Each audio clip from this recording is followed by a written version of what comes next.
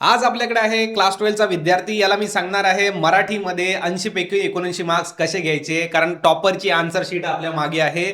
तुम्हाला जर मराठीमध्ये 80 पैकी 79 मार्क्स किंवा 80 पैकी 80 मार्क्स घ्यायचे असेल तर हा व्हिडिओ तुमच्यासाठी आहे. पेपर प्रेझेंटेशन कसं केलं पाहिजे, सप्लिमेंट किती लावल्या पाहिजे, खूप सप्लिमेंट लावल्या म्हणजे खूप मार्क्स मिळतात का, बरोबर, आन्सर्स किती लिहायचे, किती कोणता प्रश्न कशा पद्धतीनं सोडवायचा आहे, तुमचं हँडरायटिंग कसं असलं पाहिजे, ह्या सगळ्या गोष्टी तुम्हाला आजच्या व्हिडिओमध्ये माहिती होणार आहे. त्यामुळे या व्हिडिओला लाईक करा आणि कमेंट करून सांगा तुम्ही मराठीमध्ये किती मार्क्स घेणार आहात. तर चला मग सुरू करूया. आता बघ, हा आहे मराठीचा पेपर, बरोबर. आता एका मुलीचा पेपर आहे, मुलीलाच जास्त मार्क्स असतात असं नाही, मुलंही मार्क्स जास्त घेऊ शकतात. तर याच्यामध्ये 80 पैकी 79 मार्क्स आहेत. किती? 80 पैकी 79. आणि या मुलीने कसं चांगल्या पद्धतीनं पेपर प्रेझेंटेशन केलं, कसे आन्सर्स लिहिले, कसं अक्षर काढलं, कशा पद्धतीनं लिहिलं, पॉइंट्समध्ये किती मार्क्ससाठी किती लिहिलं, ह्या सगळ्या गोष्टी जाणून घ्यायच्या आपल्याला. त्यामुळे बघ, लक्ष दे. इंग्लिशचा पेपर खराब गेला हरकत नाही, मराठीमध्ये चांगले मार्क्स घ्यायचे, बरोबर की नाही. रिकव्हरी. आता बघ, सर्वात महत्वाचं बघा काय टाकलंय सुरुवातीला टाकलेलं भाग 1, विभाग 1 गद्य. म्हणजे तुमचा विभाग 1 तुम्ही असं पहिल्यांदा सुरुवातीलाच टाका. कोणत्याही विभागाचे प्रश्न सोडवत असताना विभागाचं नाव सर्वात पहिल्यांदा तुम्हाला तिथं टाकायचं आहे, ही गोष्ट लक्षात घ्या. त्यानंतर जर तुम्ही बघितलं तर इथे टाकलेलं आहे आणि अ मध्ये हा पहिला प्रश्न. ठीक आहे. आनंद देणारे 2 घटक लिहा. बघा आता यांनी काय केलेलं आहे की जो प्रश्न होता तो पण इथं लिहिलेला आहे. बघा, जास्तीत जास्त वेळेस हा जर प्रश्न नसता लिहिला असता तरी चाललं असतं, मार्क्स मिळाले असते. परंतु जर एखादा प्रश्न शॉर्ट असला, छोटा असला, तर मग तुम्ही ते तिथे लिहा, जेणेकरून एक चांगल्या पद्धतीनं पेपर चेक करत असताना समजेल, जे पेपर चेक करतील त्यांना, बरोबर. आता बघा तुम्ही, इथे 1 मार्क आणि इथे 1 मार्क्स, असे 2 मार्क्स इथे मिळालेले आहेत. आता बघूया आपण थोडंसं पुढे. जर पुढे आपण बघितलं तर जे पण यांनी एक पॉइंट लिहिला, पॉइंट लिहिल्याच्या नंतर यांनी काय केलेलं, एक लाईन इथे सोडलेली आहे. अलग लक्षात. हा म्हणजे काय करायचं आहे, प्रत्येक एक तुम्ही आन्सर लिहिल्याच्या नंतर एक लाईन इथं सोडायची आहे, जेणेकरून ती सुटसुटीत दिसेल. म्हणजे याच्यामध्ये तुम्ही बघू शकता की अशा पद्धतीनं चांगल्या पद्धतीनं जी मांडणी आहे ती इथं झालेली आहे पेपरमध्ये. आता समोर बघूया आपण. समोर जर इथे तुम्ही बघितलं की दुसरा प्रश्न आहे निसर्ग हा. आता बघा, हे आहे लिहिलेलं तिसरा प्रश्न. कितवा? तिसरा प्रश्न इथं दिलेला आहे. आता खूप चांगलं अक्षर आहे का? नाही. असं आपण म्हणू शकतो एक चांगलं अक्षर आहे, पण मार्क्स घेण्यासाठी खूपच चांगलं अक्षर पाहिजे असं नाही. मीडियम अक्षर असलं चांगलं तरी चालेल, पण तुम्ही लिहा जे तिथे पाहिजे, प्रश्नामध्ये जे पाहिजे, उत्तर जे पाहिजे ते तुम्हाला लिहायचं आहे. बघा अशा पद्धतीनं काय लिहिलेलं, उत्तर लिहिलेलं आहे. आणि इथे किती मार्क्स पडले या मुलीला? 4 पैकी 4 मार्क्स पडलेले आहेत. अलग लक्षात. येस. त्यानंतर बघा आ नंबरचा प्रश्न इथून चालू झालेला आहे. आणि प्रत्येक तुम्हाला लक्षात घ्यायचं आहे, प्रश्न संपला, एक मोठा प्रश्न संपला, लक्षात घ्या.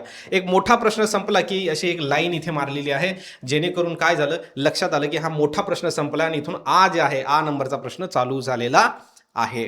त्यानंतर बाकीची इथं काय केलेली आहे, उत्तरे जी आहे ती लिहिलेली आहे. नंतर बघा इथे जर तुम्ही बघितलं तर हा दंतकथा ही लिहिलेली आहे प्रॉपर वेनी. आलं लक्षात. हा तर कसं आहे, जी मोठा प्रश्न असतो तो तुम्ही पॉइंटने नाही लिहायचा. मोठा प्रश्न तर पूर्णच लिहावा लागेल ना, पूर्णच्या पूर्ण लाईन, 10 किंवा 12 लाईन्स अशा पद्धतीनं. त्यानंतर बघा विभाग 2 वरती आपण आलो, गद्य विभाग. यावरती सुद्धा तशाच पद्धतीनं चांगल्या पद्धतीनं जे आहे ते उत्तर इथं लिहिलेली आहे, जेणेकरून मार्क्स त्यांना तिथे भेटलेले आहेत. आलं का लक्षात? हो सर. आता पुढे बघा, आ नंबरमध्ये परत आणखीन तुम्हाला इथे क्वेश्चन्स जे आहेत त्याचे आन्सर्स पाहायला भेटतील. नंतर एक जर थोडक्यात तुम्ही बघितलं तर नंतर बघा, परत मी तुम्हाला जे सांगितलं होतं तेच आहे. विभाग 3 साहित्य प्रकार आणि कथा इथून चालू झालेलं आहे. म्हणजे बघा एक लाईन सोडली, ठीक आहे, इथून असे 2-3 लाईन इथे सोडल्या, त्यानंतर खालून स्टार्ट केलं. आपण काय करतो, हे काहीच टाकत नाही, डायरेक्ट इथूनच सुरू करतो आणि मग ते प्रेझेंटेशन कुठेतरी वीक होतं. ही गोष्ट लक्षात ठेवा. चला आता सर्वात महत्त्वाचं हे आहे की निबंध लेखन काय केलं. बघा हे शोध काय आहे, शोध नावाचा साहित्य प्रकार आहे. शोध आणि गढी असे 2 तुम्हाला चॅप्टर साहित्य प्रकारवर दिलेले आहेत. बघा शोधवरती लिहिलेलं आहे. त्यानंतर बघा हे गढीवरती लिहिलेलं आहे, बरोबर. आता सर्वात महत्त्वाचं काय, सर्वात महत्त्वाचं की सर आम्हाला ही PDF पाहिजे, आम्हाला बघायचं यांनी कसं लिहिलंय, तर तुम्हाला काय करायचं आहे, बायोस्टडी ॲप डाउनलोड करायची आहे. सर्वात महत्त्वाचं बायोस्टडी ॲप. या बायोस्टडी ॲपवरती तुम्हाला फ्री PDF दिलेली आहे. कशाची फ्री PDF आहे, तर मराठी. तर मराठीची एक PDF, एक कोर्स ॲड केलेला आहे जो की फ्री ऑफ कॉस्ट आहे. ते PDF तुम्ही त्या मराठीच्या कोर्समध्ये एनरोल करा, फ्री कोर्स आहे, त्यामध्ये हे दिलेली आहे टॉपरची आन्सर शीट. ओके, सो ही गोष्ट इथं तुम्ही नोंद करायची आहे, लक्षात घ्यायची आहे. आता सर्वात महत्त्वाचं मला बघायचं काय आहे की याच्यामध्ये जे आहे यांनी निबंध कशावरती लिहिला. बघा, निबंध किती लिहिला ते पण थोडंसं समजणं महत्त्वाचं आहे. सप्लिमेंट किती लावलेली आहे? सप्लिमेंट फक्त आणि फक्त एकच आहे, लक्षात असू द्या, फक्त आणि फक्त एक सप्लिमेंट. म्हणजे सप्लिमेंट खूपच लावायचे आहे आणि खूप मार्क्स भेटत असं नाही आहे. मेन पेपरमध्येच तुमच्या कव्हर होऊन जाणार. फक्त एक सप्लिमेंट इथं तुम्हाला लावलेली दिसत आहे. आणि याच्यामध्ये जर तुम्ही बघितलं, निबंध लेखनाच्या बद्दल आपण बोलत होतो, निबंध लेखन, बरोबर. हा, तर बघा, ही आहे निबंध लेखन. आजची स्त्री, आणि किती पेज लिहिले बघा, निबंध लेखन आहे ना, आजची स्त्री याच्यावर निबंध लेखन आहे. मार्क्स बघूया पहिल्यांदा किती पडले. बघा, मार्क्स जे आहे तुम्हाला 9 मार्क्स इथे पडलेले आहे. म्हणजे 10 पैकी 9 मार्क्स इथे पडलेले आहे. ही गोष्ट लक्षात घ्या. निबंधमध्ये निबंध किती मार्क्सचा आहे तुमचा? 10 मार्क्सचा आहे. 10 पैकी किती पडलेले आहेत? तर 9 मार्क्स पडलेले आहे निबंधामध्ये. तर लक्षात असू द्या, निबंध लिहिला किती पेज. इथून तुमचा आजची स्त्री चालू झाला निबंध. बघा काय केलेलं आहे या निबंधामध्ये.